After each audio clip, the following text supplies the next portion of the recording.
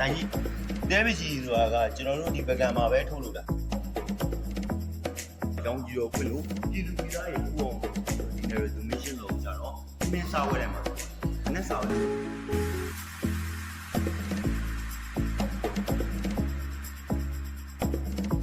Hello အားလုံးပဲမင်္ဂလာပါဒီနေ့မှာတော့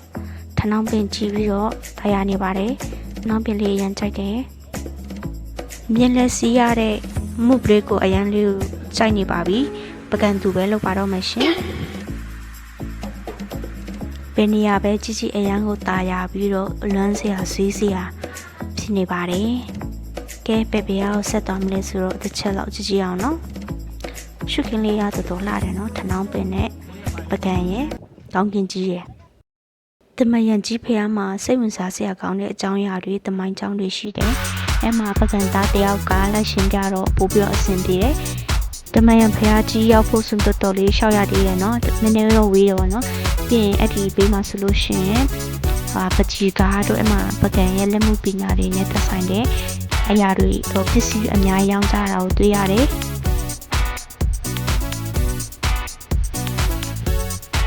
ဆိုရင်ဖះထဲဝင်လိုက်တာနဲ့အဲမှာဖះအကြောင်းသိချင်ရင်ဖိုက်ရှင်ကြပေးတဲ့လူတွေကရှိတယ်ပေါ့နော်။ငါဆိုစာအုပ်တော်ဖတ်ဆင်လို့ပဲနဲ့ပြည့်အစုံကိုပြောပြတာကိုတွေ့ရပါတယ်။တော်တော်လေးစိတ်ဝင်စားဖို့ကောင်းတယ်။သူပြောတာလေးတစ်ချက်တစ်ချောင်းလေးများထောင်ပြကြည့်ပါဦးနော်။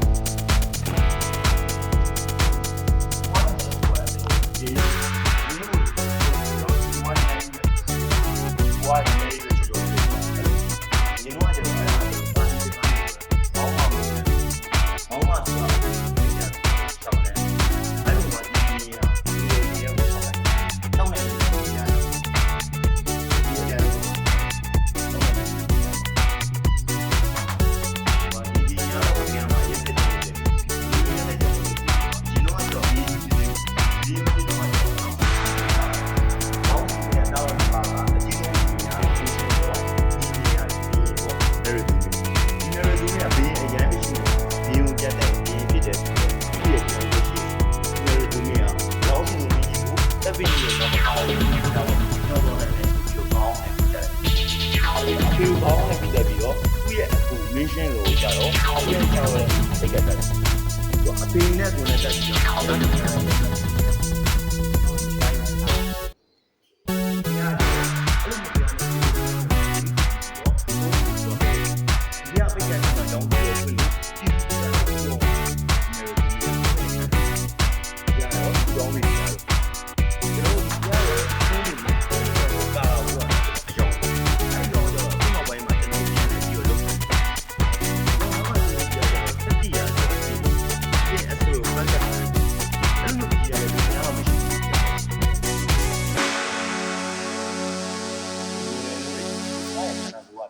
ဒီခေါင်းလိုပဲကြံနေခဲ့။ခေါင်းလိုအကြောင်းနဲ့ကိုလုံးလိုကဦးနေ။ပကံမှာအခုနာမည်ကြီးညာပြည်9ပြည်ဖျားဆိုကြားဘူးမှာ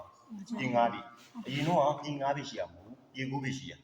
ပြည်9ပြည်ရှိတဲ့အချိန်မှာမြင်ငလင်လောက်တဲ့အချိန်မှာ4စုကပျက်စီးသွားတဲ့အချိန်မှာ4စုပဲလိုက်ပြီးတော့5စုပဲကြံနေတယ်။ကျောင်းမျိုးပြောမယ်ဆိုရင်တော့ဒါကတရုတ်ဖျားနဲ့လည်းဆင်းတယ်။တရားကြီးမယ်ဆိုရင်နွဲကရှိရင်ဘက်နဲ့မင်းစီနဲ့ဒီအပိုင်းနေနဲ့ပူတယ်။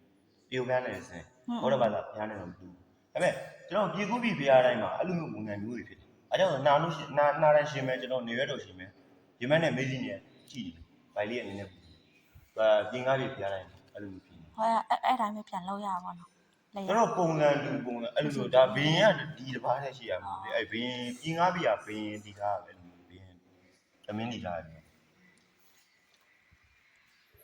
我讲这个都ဒီပြောင်းလေးမဲ့ပုံတော့ဘာလို့တက်တာပြည့်မှန်ထန်တော့ကျွန်တော်ဒီမှာခုနောက်ပိုင်းမှာပြန်လဲပြီးတော့တီထားရဲ့အုပ်ပေါ့အခုနောက်ပိုင်းမှာပြန်လဲပြီးတော့တီထားရဲ့အုပ်နဲ့အရင်တော့အုပ်နဲ့တေချာကြည့်မယ်လုံးဝကွဲပြားတဲ့ကြားနာနေအဲ့လိုအရင်တော့တီထားတဲ့အချိန်မှာအခုခေတ်လိုမျိုးထုံးမှုပြီးလက်မြေလုံးဝမပေါ့ထုံးမှုပြီးလက်မြေဆိုပြောရတဲ့အချိန်မှာဒီလိုမျိုးအုပ်တစ်ချက်နဲ့တစ်ချက်ကြားတဲ့ကိုပြောတာနော်ထုံးမှုပြီးလက်မြေလုံးဝမပေါ့ဘူးအရင်တော့ကျွန်တော်တို့တီထားခဲ့တဲ့အချိန်မှာတပ်ပင်ရထွက်တဲ့စစ်စီးပေါ့ကျွန်တော်ဒီဘက်ကမှာတွက်ရှိတဲ့တပ်ပင်ရထွက်တဲ့စစ်စီးဆက်တက်မျိုးနဲ့တီထားခဲ့တာအုံးချစ်တီအတီတကားကြီးကျွဲခေါ်ကြီးတင်းလေးကြီးထမေကြီးနွားလို့ငင်းငင်းချောင်းတလဲတမောက်ကောထနောင်းကောစီ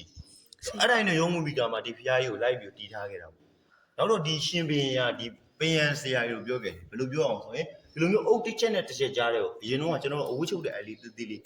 ထိုးလို့မရအောင်တီးခိုင်းခဲ့အ အကေထိုးလို့ရတဲ့ပေရန်ဆရာကိုလက်ကိုဖြတ်တက်ပြခဲ့တာအခုခေတ်လိုပေရန်ဆရာကြီးနဲ့နှိုင်းယှဉ်မယ်ဆိုရင်အဲ့မပြောနဲ့လက်ညှိုးတော်ထိုးလို့ရတယ်ကျွန်တော်တို့ဒီမှာရင်တော့ဘေးနေရဒီလိုမျိုးအုပ်ကြားထဲမှာအထိုးရင်လက်ပြတ်တက်တယ်လို့ပြောတာအခုခေတ်ပေရန်ဆရာကြီးဆိုလက်ညှိုးထိုးရတယ်ဆိုကောင်းမှပြတ်တက်ခံမှာဒါကြီးတဲပကြီးဆိုတာကကျွန်တော်တို့ဒီပကံမှာပဲထိုးလို့တာပကံရဲ့လက်မှုပညာကယွန်းနေတဲ့ပကြီး ဆယ်နဲ့ပကြီး landscape ဒါကတော့ view point ဒါကကျွန်တော်တို့ခုရောက်ရှိနေတဲ့ဓမင်ကြီးဖျားဒါကပကံမှာညံတော်မြေဆုံးရွှေစံတော်ဒီကကျတော့ကျွန်တော်တို့ဒီစံတော်စစ်တာကျွန်တော်ဒီဖျားရဲ့ထေဘူးတော်စံတော်လေအစစ်တာကရွှေစံတော်ဒါကကျတော့ဒီကတော့ပလင်ဖျားကျွန်တော်ဘူပေးရဘေးနဲ့လေကတော့ပလင်ဖျားကျွန်တော်တို့အလောင်းစီသူမင်းကြီးပဲတည်ထားဖို့ခဲ့တယ်နော်ဒါကကျတော့အနုပညာလဲရောက်ကောင်းတဲ့အန္တနာဖျားရဲ့နောက်ကညံတော်မြေဆုံးတက်ပြညုဖျားပါမယ်ဒါကျတော့ကတော့ပလင်လေးနဲ့နောက်ကဖျားလေးပေါ့နော် အဲ့နေဝင်ချင်းတွေထွက်ချင်လေးပေါ့ ဒါကကျတော့ဘော်လူးလေးဒါကျတော့အတွင်းထဲမှာကျွန်တော်နေစီးပြီးကြီးကောင်းတဲ့ဖျားဆူလာမဏိဖျားဒါကအန္တနာနဲ့တက်ပြညုပဲအဲ့လိုမျိုးဒီမှာလည်းအန္တနာဒီကတက်ပြညုပေါ့ landscape ဒါအပေါ်ကနေမြင်နေမြင်ခွင်းနေမှာ ဆွဲတာ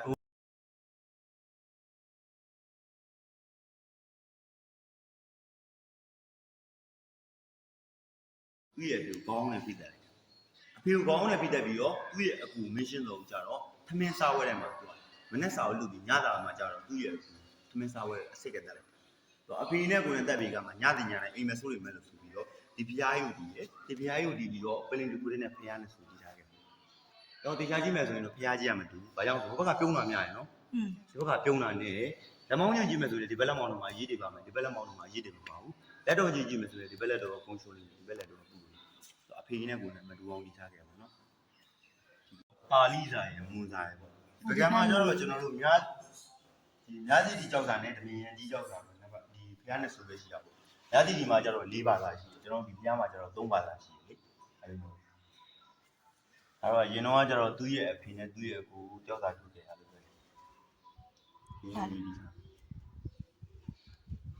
ဒီဘင်းပကံမှာဘာကြောင့်သူကအဲ့လောက်စူးစမ်းခဲ့တာဆိုရင်သူကရင်ဘွားတော်မှာကျွန်တော်တို့ဒီအနောက်တိုင်းကြီးတောင်ဖျားမှာပေါ့စောင့်ခဲ့တဲ့ဘလူးဘွားကနေမှဆင့်သက်လာရင်တော့သူကဘလူးပေါ့အကြောင်းဒီပကံမှာဘင်းလာဖြစ်ခဲ့အောင်ဘလူးဘွားနဲ့မှာဘာကြောင့်ဘင်းလာဖြစ်ခဲ့အောင်ဆိုရင်အနောက်တိုင်းကြီးတောင်အနေမှာဒီပကံဒီဘက်ကိုမြတ်စွာဘုရားကလက်ညှိုးထိုးပြီးတော့ပြားလေးပေးနေအဲ့လိုမြတ်စွာဘုရားကပြားလေးပေးနေတဲ့အချိန်မှာမြတ်စွာဘုရားရဲ့ဥပေါင်းတော်မှာနေပြောင်ထိုးနေတဲ့အချိန်မှာဘလူးရမြင်သွားခဲ့ဘလူးရမြင်သွားပြီးတော့မြတ်စွာဘုရားရဲ့ဘေးနားလေးသွားပြီးတော့မြတ်စွာဘုရားရဲ့ဥပေါင်းတော်အိမ်မသုံးရလေးမှုပေးလိုက်တယ်အိမ်မသုံးရဆိုတာကကျွန်တော်ပြောတယ်ညောင်ရွက်လိုပုံစံမျိုးသုံးရလေးမှုပေးလိုက်တဲ့အချိန်မှာမြတ်စွာဘုရားပြောတယ်ငါဒီပကံကြီးမှာပြားလေးပေးနေတော့မင်းဒီငါ့ကိုအဲ့လိုအိမ်မသုံးရလေးမှုပေးလိုက်တဲ့ကျေးဇူးကြောင့်ပကံကြီးမှာမင်းသုံးမင်းဖြစ်မယ်လို့ပြောလိုက်အဲ့ဒီမှာပကံမှာမင်းသုံးမင်းလာတယ်လည်းရသူရဲ့စလင်ကကွေးနာပရိစုမင်းသုံးမင်းလာခဲ့တယ်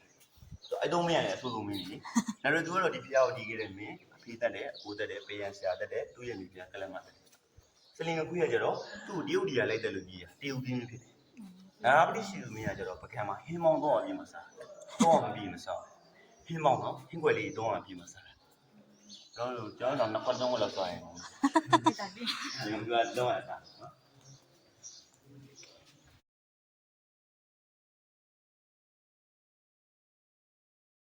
အရင်တော့ဒီမင်းနဲ့ပတ်သက်မယ်ဆိုတော့အလောင်းစီသူမင်းရဲ့တားတော့လေဒီမင်းကဖြစ်နေဒါပေမဲ့ကျန်စသားရဲ့မြစ်က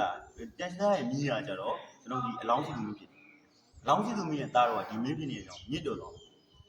ဒီနယ်ရသူမင်းရဲ့မြစ်တော်တော့ပေါ့နော်ကျွန်တော်ပတ်သက်မယ်ဆိုတော့မြစ်ပေါ့နော်အဲ့မြစ်ကနေမှတစ်ဆင့်အနန္နာရဲ့ပနက်ပုံနဲ့ယူပြီးတော့ဒီဖျားကိုတည်ထားတယ်ဒါပေမဲ့ကျွန်တော်ဒီဖျားကြီးကိုအဝေးကနေလမ်းကြည့်မယ်ဆိုရင်တော့ကျွန်တော်ဖျားပုံစံနဲ့မတူဒီဖျားရဲ့တော့ဒီကျွန်တော်ဟိုပဲအင်ဒီမွတ်စလင်ဘက်မှာရှိတယ်ကျွန်တော်နှင်းမင်းပုံစံမျိုးလေးပြည့်မကြည့်ဘူးပဲကျွန်တော်အဲ့လိုပုံစံမျိုးကြီးဖြစ်တယ် အဲ့တော့ဒီကလာဒီချင်းတန်ဖာ ဒီကတော့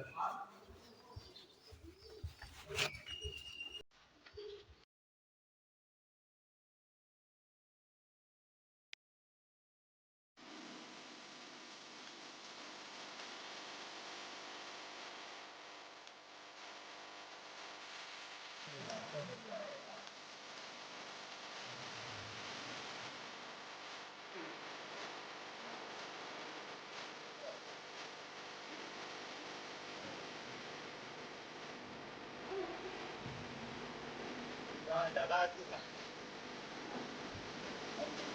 ဘာကြည့်ရအောင်လဲ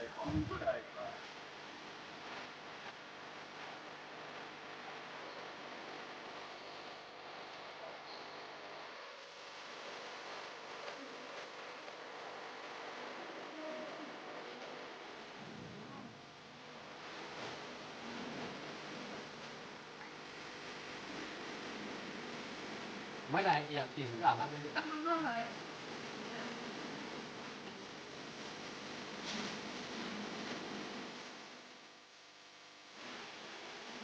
ဗီဒီယိုလေးကိုအဆုံးထိကြည့်ရှုအားပေးကြတဲ့အတွက်ကျေးဇူးများတင်ပါတယ်နောက်ဗီဒီယိုတစ်ခုမှတွေ့မယ်နော်